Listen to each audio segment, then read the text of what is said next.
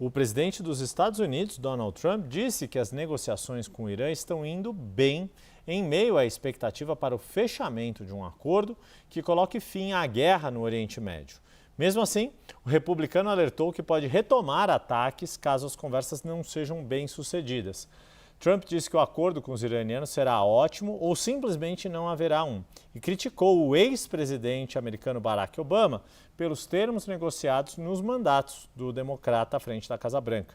Donald Trump ressaltou ainda que, caso o diálogo com Teherã renda resultados concretos pelo fim da guerra, ele vai exigir que países do Oriente Médio assinem os chamados Acordos de Abraão, que normalizariam as relações de várias nações do mundo árabe com Israel.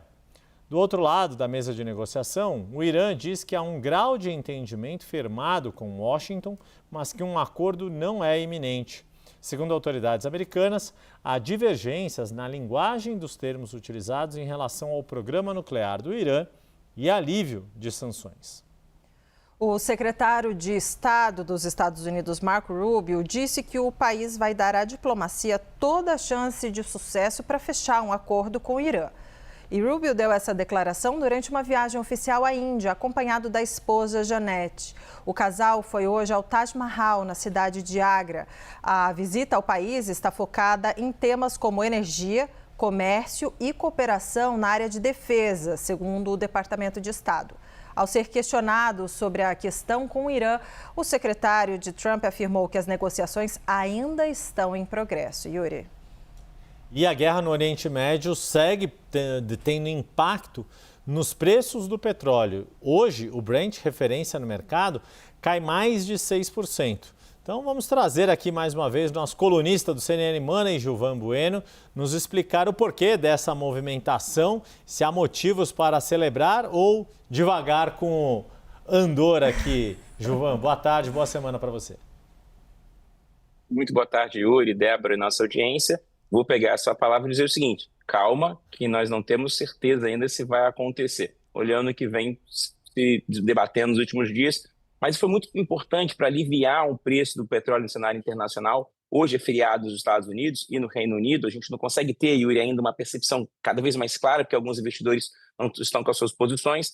Mas se o Estreito de Hormuz for reaberto e a capacidade de navegação restabelecida num cenário muito rápido, a gente pode ter esse barril de petróleo caminhando para um preço de $80, que é o que o Banco Mundial entende que é um preço que você consegue ter uma inflação mais controlada. Mas enquanto a gente tiver essa certeza, a gente vai ficar com esse impasse, então a gente pode ter o barril de petróleo um pouco volátil nessa direção. Yuri. Gilvan, boa tarde para você. E essa tendência deve seguir durante o resto da semana, na sua avaliação? Sim, Débora, essa questão deve continuar seguindo na próxima semana, passando o feriado aqui, porque o que nós precisamos é de uma certeza. Então, no final de semana, nós presenciamos o presidente Donald Trump falando que as negociações tinham avançado, o Irã destacando que não tinha sido bem dessa forma, e esse impasse. Toda vez que tem esse impasse, a gente pode ver o preço do barril de petróleo entre $100 e $90, e quando tem notícias muito ruins, ele acaba superando a barreira dos $100. Mas se você olhar desde o início do conflito, no dia 28 de fevereiro, Débora, ele vem caindo gradualmente e sai um pouco daquele patamar nos primeiros momentos que eram de $120. Então, as negociações, enquanto não tiver incerteza, vão ficar nesse patamar. A maior preocupação no momento é a inflação, Débora, essa inflação que pode acarretar um custo de vida mais alto, um crescimento econômico mundial mais reduzido, tem sido cada vez mais objeto de debate nas discussões para que a gente não prejudique o crescimento mundial, aumente a inflação, os juros fiquem mais altos por longos períodos. Então, a ideia é que isso seja desmanchado, desconstruído o mais rápido possível, mas precisamos de uma certeza, não pode ser uma fala só, precisam ser as duas falas.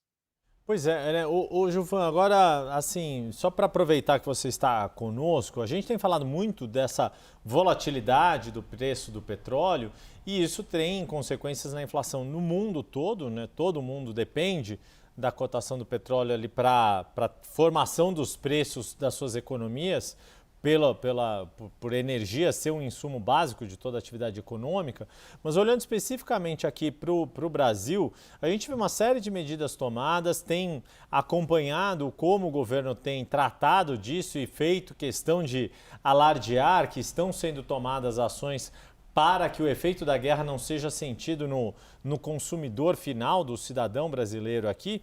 Mas a gente já consegue ter uma avaliação do quanto esses altos e baixos do preço do petróleo de fato impactaram a nossa inflação aqui no Brasil e as expectativas para a inflação aqui no país?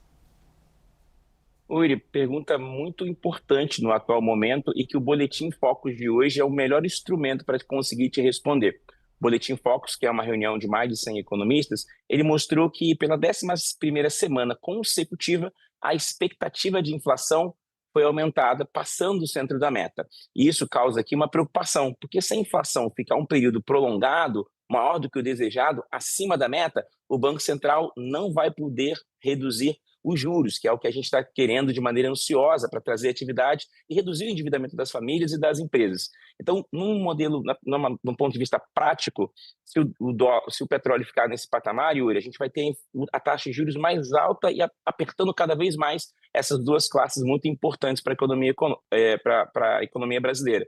Nesse caso aqui, o segundo fator é o repasse de preços, que está onde? Está no custo do frete e no custo da matéria-prima. Esses dois pontos aqui é o que está chegando nesse próximo mês, Yuri.